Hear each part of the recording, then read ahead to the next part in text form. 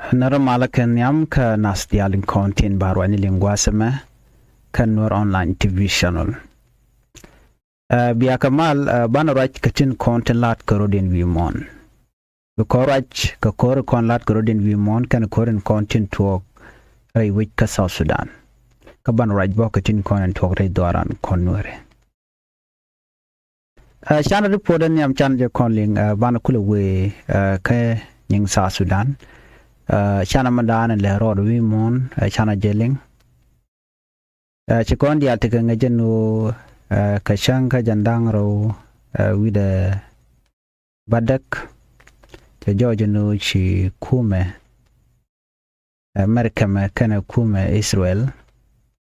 chikan waje chal kamo Iran chikana book kake reporten chanong te jojenu shikwar danan kap de kolarano kwar Iran ki kwar medid bo kwar mo kana ner kokien tin kon tikare kuma kakel ana chakanak kan ray kwada danan chaka bukten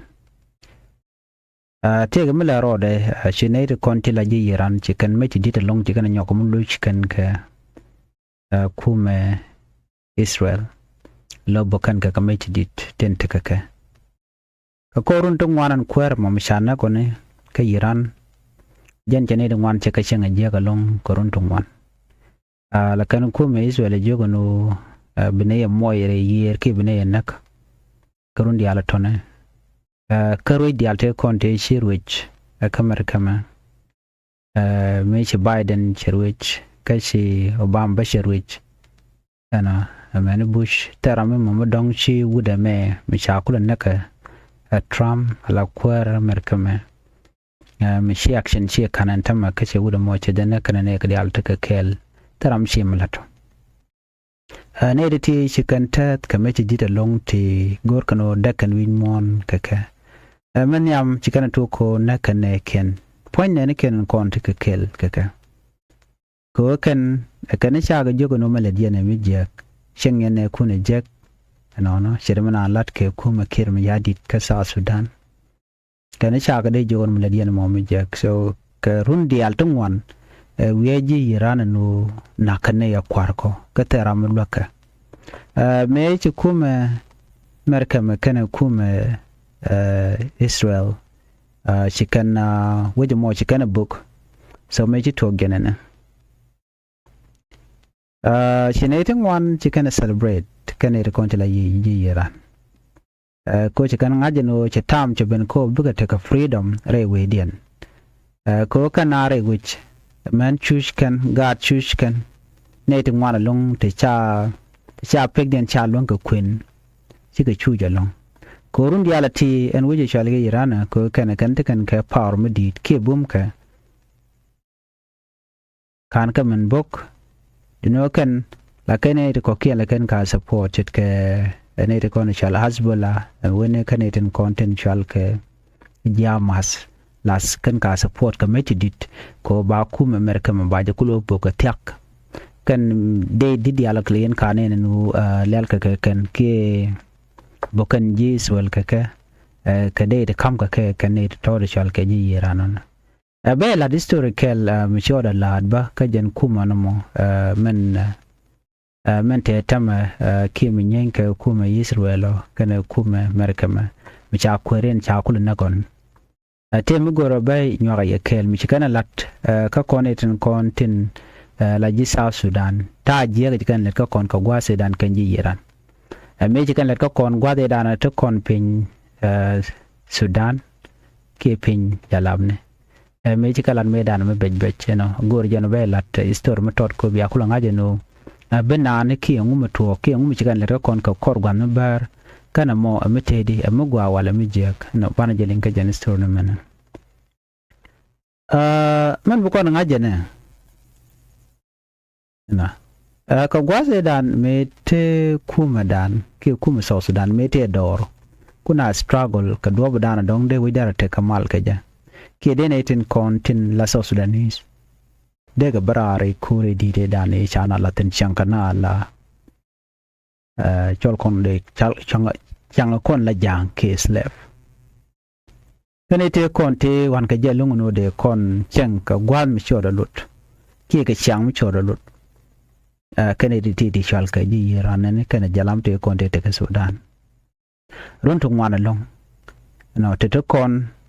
reshushka ka kene di chal ke jalam no tene lokan kon iti char cholgan kon iti motela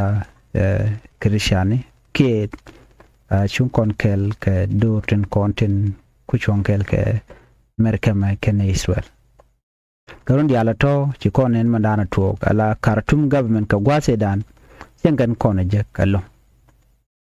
ko en north ne de kon ditin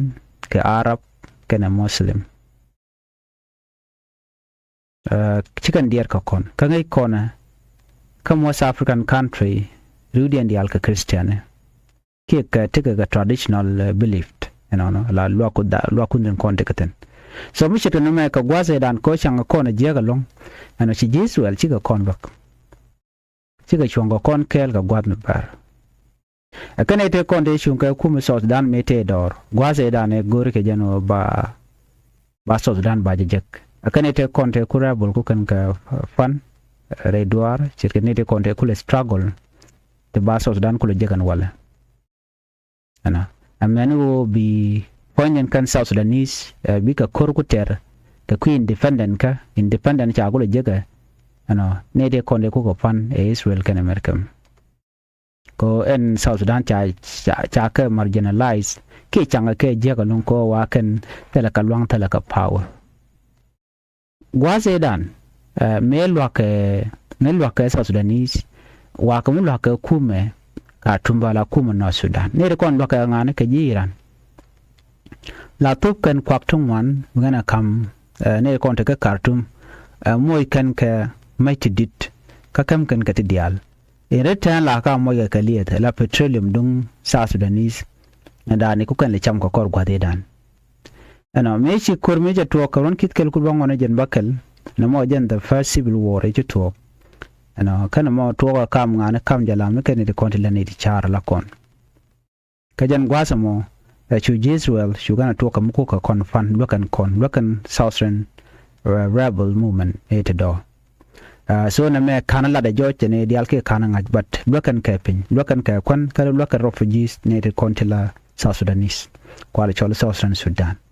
so Israel che contribution mi di tikana lat ko bi kume ke bi South Sudan beteka lwangan wale no contribution dien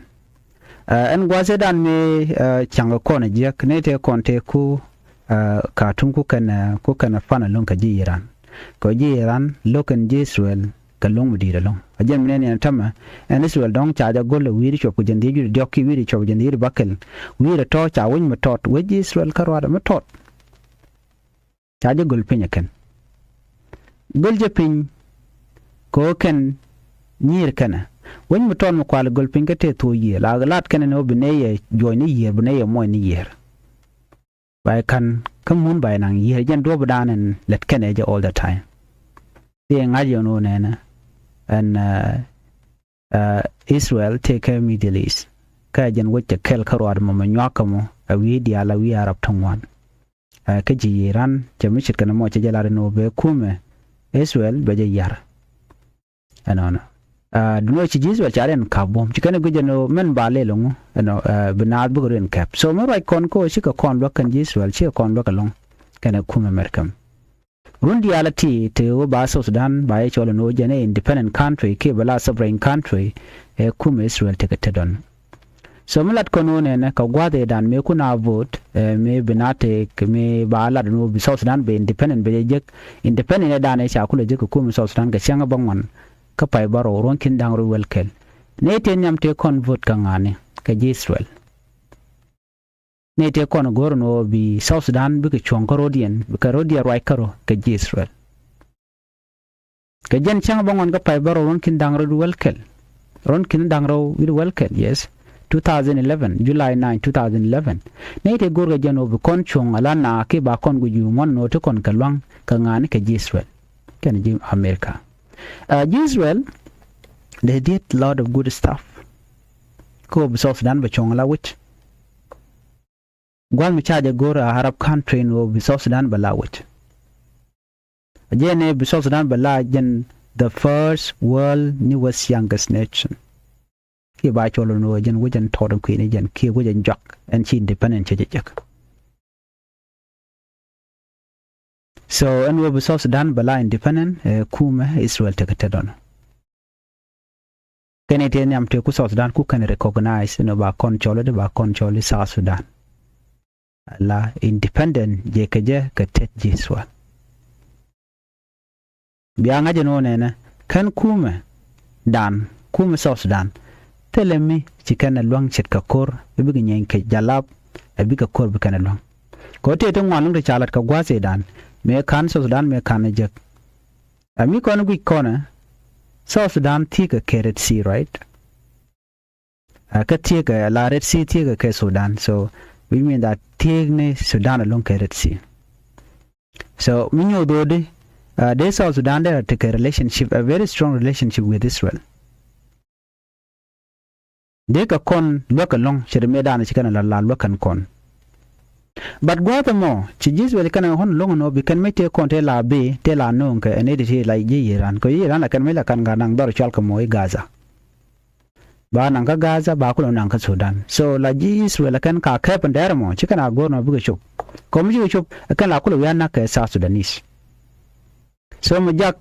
ne de kontile ji Iran ko blodian be jat ko la mekin ya kap ko da dop te wa wad ne de char ko lokaka so na mo jane jak kuma South Sudan kan Israel ko be ka take a tight relationship ke be ka take long ke be take mat kam dien no so mi shit kan me amishor lat ka gwase dan mulat kono kuro tuogan tama anu ka ngande na chonkel ka kamon netin war lat kan no ku kan chonkel ka ji Iran but that is wrong netin kon ande kon chonkel ka ji Israel kan America ma ko men chikan lat ka kon mi jiram mo mi chu Arab country ni ngaji no chiang tede compared to chiang dan and jige ke Israel kan chiang jige ka America ma ke wi dial ko ken Europe country then chiang dan and lat kana je netin content ka Arab country and not to forget pon ji Iran karodian let ken ka ta bej gwanu mo la ne ken tele ka freedom pon men pan ken cha chang ne ka teram dul gorka so mi chit kana me gu yene de la mi tele freedom kana tele freedom ga chek akan wune de teno kana ban ko ba gad ba ponya moy ka ma ji u bro do mer kana ken na mo de la mo gwa ne mo chiang mo chodo lut so dialti lat ka ke kume mi chal ka mo kume yira so murai na ko de mal daraben kume mer kama tikan ka bomb tikan ka power mena ne na la kana we bu ko kor chikan kor ko dong no kana long no de ka we kor ko tene wala de no dimer kam la kan we du la kana yar yes there's some interest there to ten panya o te mu gor kan but men dini jena long humanity na bu ke te de shirka ta ran shi care ke South Sudanese ke je ku ke care boka ne tin content ke Iran ron di alton wan te cha ka boka ne te to so you mean that they can mu gwana yende kana de ladba so chung kon ka nga chung kon ke Israel achabla no ko na de Christian ne ke ka konji lo akot but jana chung ka humanity ramin no mishang rana je chere malat ke kirim yadi gwada na ka kontena kono chalen wore compared to men jeradan let kan kwaran kon te Iran dere shon kuje den ma bana shon kuje gwana jen men dier katek the next move mbalat kume merka mekene Israel bala dung South Sudan mo menaka na ka wer kana chan kana kum Uganda menaka ne ken chan kana ken je karundial chwa guje no bachon ke Iran karwade ku en Donald Trump chelat very clearly no gorka freedom kana ideal so mi changane ku jek you are the next online ko ba ye liberate ba ja ka loro kuma America makana kuma Israel after Iran mu waje da ko Iran da ka je ta ko sai la da jojan kuma America mano bikan Iran bikan dil dak den kaja kan bi ko kwar mu jidid bikan la da gwada mo an kwar jidid mo jan ko da na buru ne ba mu da kan ke ba jogo no lan me getet ye jimar kama bu waya bu kan waju kan raj already takan ka kwarta bikan ka kwanyan gwada mo tibine dial bikan mu ke freedom ne diti dat kan me tina kana na tun diyan mulala diyan kan kwarta na ce kware akula na kan tama diyare kan ka ting ne kan diyare kan ka mu we kaka la liun ne tan konten tan mangai kaka ku kana la shenga jek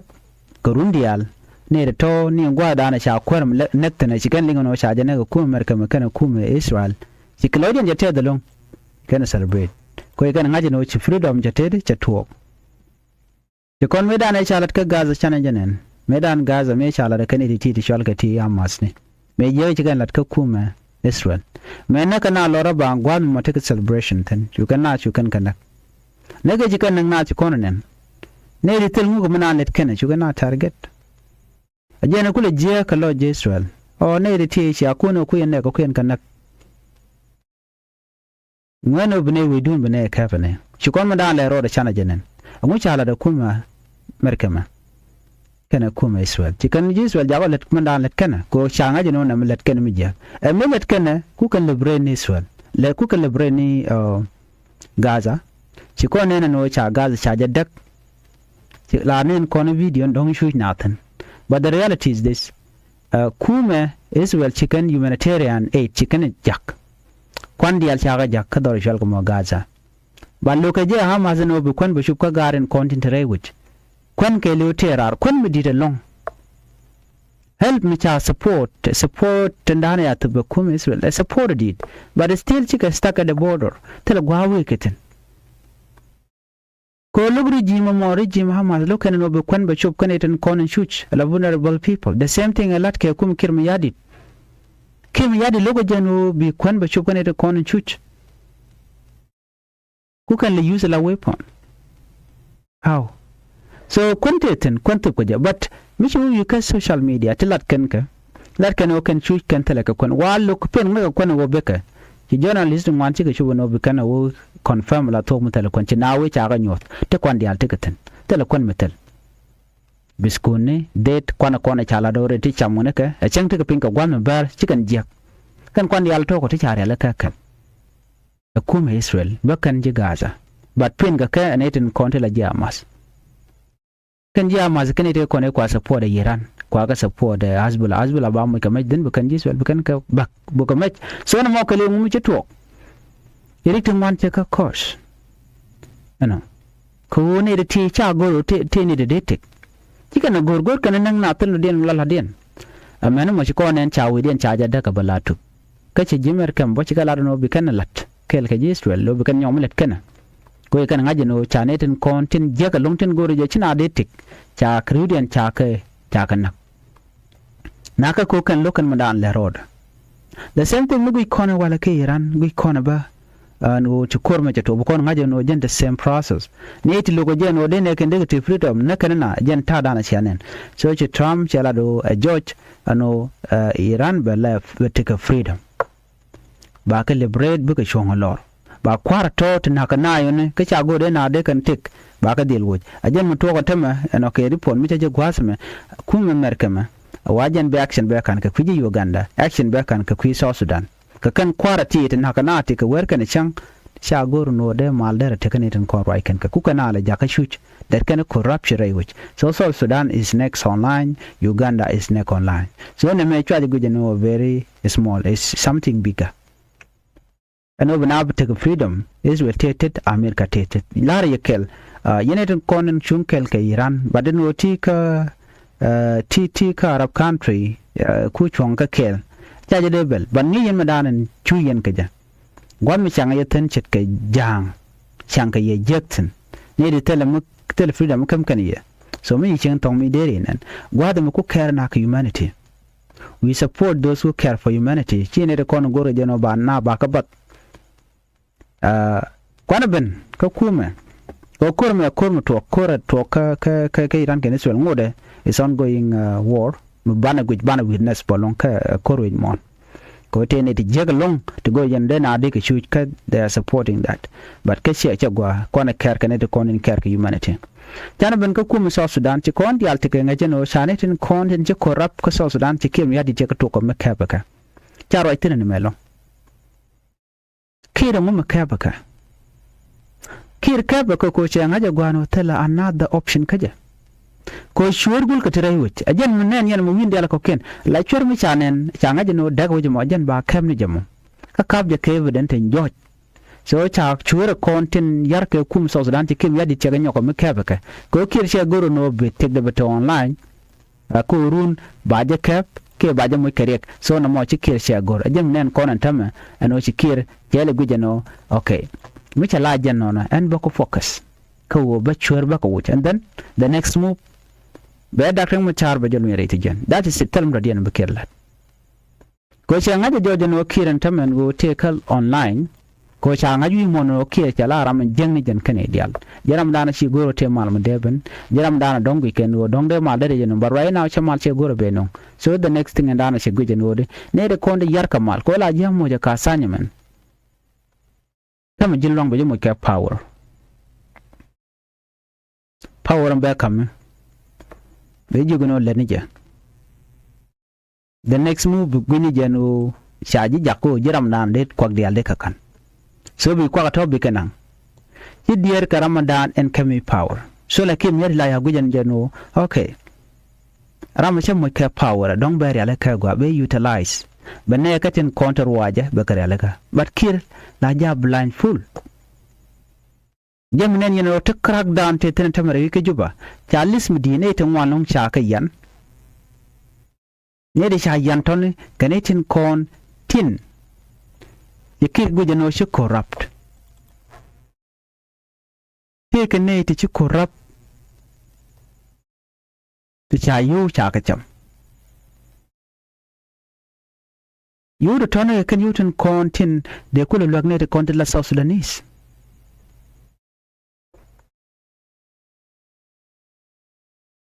so chwe chu ko kona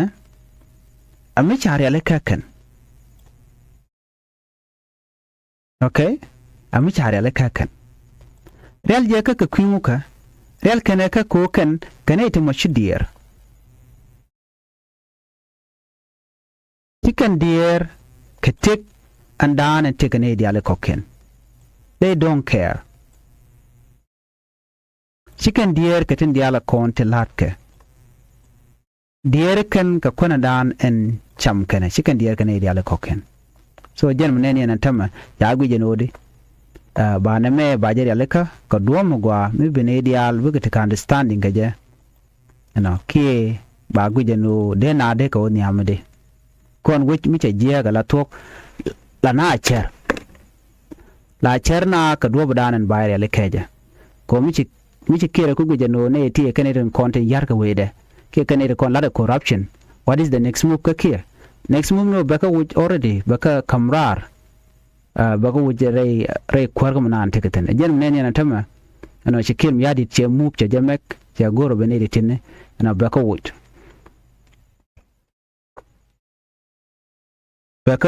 ka baka kamrar listen dana ban link kan queen and to ko gane da tona kane ti sha atiji jojo gwao kan chika corrupt ya chiang cha ja bai ta duptin kon de na jal ka cha bai kan so for that reason chikem yadi che list ja kamrar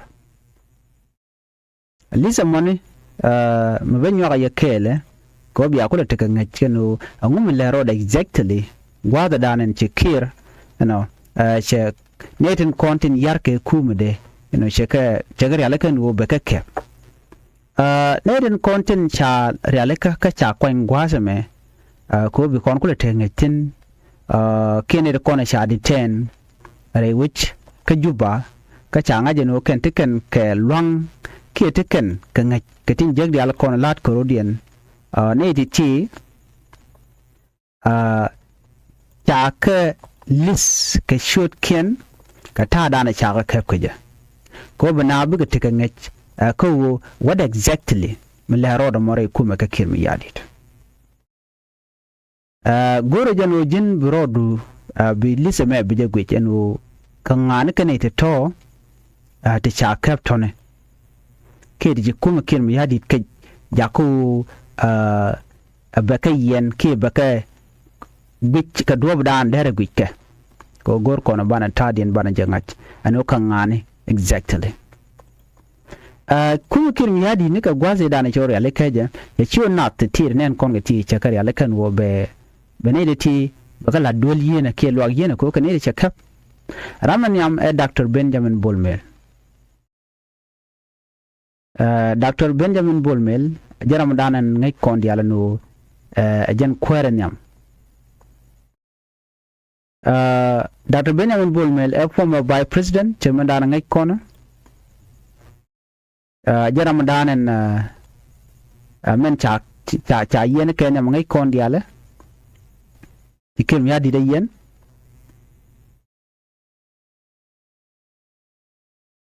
ramudo dien kwaseme general akol korkuch former ISB boss jareti jen ramudo dien general Manasa Macharbol former director general ka security in the Ministry of Petroleum cha yen General Dominic Jukshum, former executive director in the office of the President Chajayen.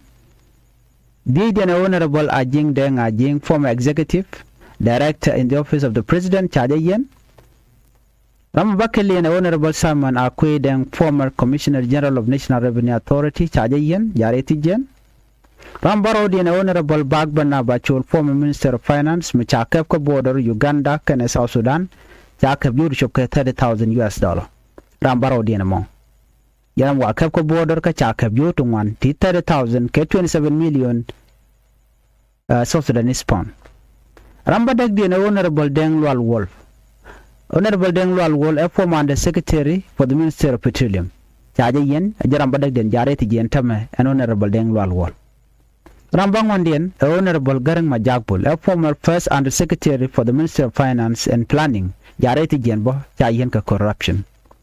Ramaweli and Honorable Moses Makuradeng, former Central Bank Governor. With me, General former Central Bank Governor K. Quer Banker, Dung South Sudan Bank. Chale Honorable Moses Makuradeng, Ajaraman Wellian, Yareti Jenbo. Ramawel Kenlin, Honorable Dr. Marial Dongrin, Anter, former Minister of Finance Planning. Honorable Dr. Marial Dongrin, Anter, Chaja detained Bore Wikijuba K. Chajayan. Nerichuko Welti, and more than this, Canada Chayen, Rewit Kajuba. Jekamana ngai kono yan ka kuyun ka kuy corruption ka cha ka yen lora bang nugi jan oken kanedi yan ka lora bang no nyogro ka gwech ne ti yan ka kuyun ka kuy corruption ka ko chi corruption che dit rai wi ka South Sudan cha gu jan kirm yadi no be ka del yen be ka wore ti jen so nugi kono tim cho da lat ne di alati wa ka part of for being economic budget rai wi ka South Sudan ko chi chang che bugwa ke no bina bu chuch ko na chu na la tok dob chu na ke je o mi cha ken chin nei to tot ten wanamo chicken der ke ting ne ko ken yal dob na chu ke je ban mi na chara gwa cha ne tin kontin yar ka wi cha ka nga je no ka nga ko ne chi ke ni kontin te den te ken ke yo ko kan ka kwa cha yen lora ba yan ka ko kan ka part of the system to cha trusted ka public money Tikirka ngati ya kamlo de kelo dara na kwanya bejo wuch barade nyoko no rumbe nyoko lu ni jok gure je be confirm gwano jin chir korabala toktel gwade reweten ngode kan na tok ne dan wel kele kon shashit kin le ngode wona ka wonya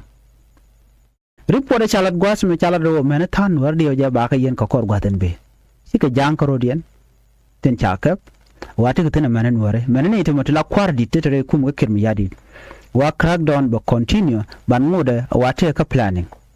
ko gor ka no shika burwal ke chi wiche burwal re wiche gunmi kep kana amata mat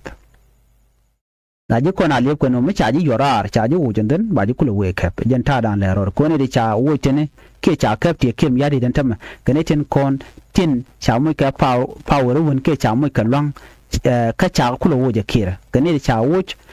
woken ka kwerka then after that came ya dit your plan and okay need to take any content kwa economy kwa je collapse re week South Sudan kan kon yarga South Sudan so the only option bangulel bay investigation ba jalat ba yodi ale kon yikana kwal baga nyok me kwa ka gor kan dial imagine Maderan there are $30,000 there are jalka ka border $30,000 tana chang na kon charge longa cook ka individual pocket tana ke 30,000 take je kel ke 27 million South Sudanese pound imagine that a corruption mission kana modiri la radi intama la radi wo wiji take e gwaye we take male kon take juba but which are rotten to the core which a jiak which are not kotel mu gwam le rotin wana ka michu na take ne wani kan kamar yankan kan yuran content de kula jek an 18 content la South Sudanese akan kwale cham a jegno an 18 kon la minister the minister tin kon kener kon la kwarde dit tin kuna la represent akan de kon kwa yule cham tin de we kaneten kon tela vulnerable people kala ga jena wuje tele kwak wite ka kwak bat cham ka ka shang mi chodo lut ka shang mi jek very soon an kum right kon ku de mela kum kirma yadit ba collapse ba fail ba je take over somebody di mountain kon ditin ta machit kate shala te kon ngai ko Trump Donald Trump kwera America ka kornin dangro ke doctor che we kan kor kana to kam den ke Iran mo che warga che go che we South Sudan guru jenu ba ye nyok kamiral ka jeka ba ne tin kontin yar ka mal tilu jenu bi mal bi ka ben ba ka dil kap ba wi ba dil nyot god dan der witen mulu kiro ba mal ba jenu Donald Trump ba men dan extender kan ka kwidien no ba jetok ajeno kon lingano ajena action ne am kan ba all the funding ba ka cut tel youtube were wi ka South Sudan it does not matter a change powerful mutedi be jidil kamra gol dan titin kira wati jala chika chu bore de ka ponya jok ko the only thing that remain right now o kirba ben pin tan do dien ba kumba kamra da dien ko cha jo jojen o kira lunne tin content cha yen tin ti yen siga ne do ti to pa yen tin ti corrupt no jo ko jen lun da kam char ko jara me dan tan ma 2018 anga tanya mo man kwala chole peace agreement ajara mo dan an ku jela tan kan ja ka jano che lam jere ti jen right now leng ma dan bolat ko gwasen be mireng ma char mo waje yen mena kire ba je yen ko kire che kula ran tamo kwana palli rik te konde jelat ke 2013 rik ti ke rik 2028 2026 te kontena 2026 to kontre rikti chab commit nekan condition nanak ka jongle ka unity state mena panal ka tin gwara ka pin ko jen che crime che jala da kirm yadit against humanity neka ka ma gar ti ne dit man taram pala so te mebe kanga ka kum kirm yadit na me ajari podana gode nyo konkel ka kwima dan le rode ka kum America me kana kuma Israel ka dob dan nyin kan ga ke Iran ko bi ke Iran bi kana mo ka freedom bine ken bi ga jala lor ano bok cha kwere na already che tung nak kan ko ken cha na already and then men chi dot dong be action be kan ko South Sudan ki be action be kan ko Uganda rawda ti ka de tin tam roina ko South Sudan cha kan tel malo din bo ben bala kor ba ti kuma America me che goro bu wich ba nyoko ko civil war again kuma Uganda Museven charge no jaraman jengna jalung cher we kuruni chop ka 30 years ka charge wuch kan naga neten content ray wuch che wuro chala bobu wanya cha pat ka cha resole da ne cha kan charge kam Museven so right now our action baje del kan wa china chu ke ne dit ti cha mal charge gor diene to gon jeno na ta kliu gor ko freedom no na bi ka tek ka ting molor ba ndi ala konde na nyam go jaba dilat cha bi mienat ramkel karwade ko ken economy etke kugala mien me family ne ken so na me da la jeri poda na gordi nyo kon kel en ban nyo jeri poda den full detail ke full analysis bana ka jekaten ko ken konen bana gor ko watan be me jira mi dit gwasme nyo information take ne ko ken ku subscribe mi jira mi dit ko notification bel ko je twain ko mi tem che be shamala chuba ke je han be ta kama